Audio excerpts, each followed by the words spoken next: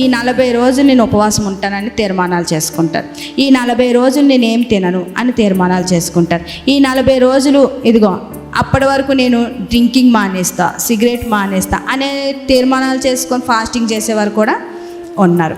మరి మనకు రావాల్సిన అనుమానం ఏంటంటే, మరి 40 రోజులైనా అంటే ఈ 40 రోజులు పవిత్రంగా ఉండి, ఎప్పుడు వెళ్ళని ప్రార్థనలకు వెళ్ళి, ఎప్పుడు మిగతా సంవత్సరం అంతా వెళ్ళని గుడికి ఆ 40 రోజులే వెళ్ళి మళ్ళీ యథాతథంగా వారి పనులు వాళ్ళు మళ్ళీ రిటర్న్ చేసుకుంటారు.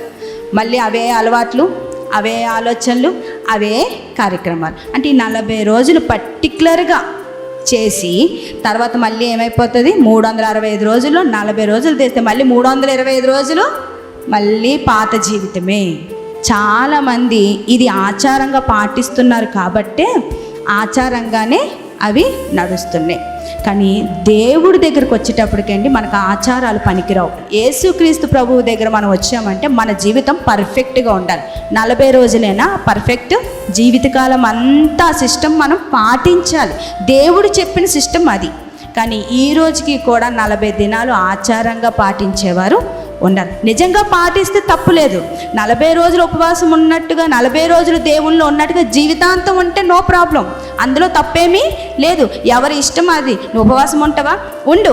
జీవితకాలం అంతా నీ దేవునితో సహవాసం ఉన్నవా, దట్ ఈస్ పర్ఫెక్ట్. అంతేగాని ఈ 40 రోజులు ఉండి మిగతా రోజులంతా దేవుని మందిరానికి రాక, దేవుని మాటలు వినక, దేవుల్లో ఉండక, బాప్తీసం తీసుకోక, సంఘ సహవాసము లేక, చెడ్డ అలవాట్లు విడిచిపెట్టక 40 రోజులే ఇవి పాటిస్తానంటే అది మటుకు కరెక్ట్ కానే కాదు. దేవుడు మెచ్చనటువంటి సిస్టమ్ అది.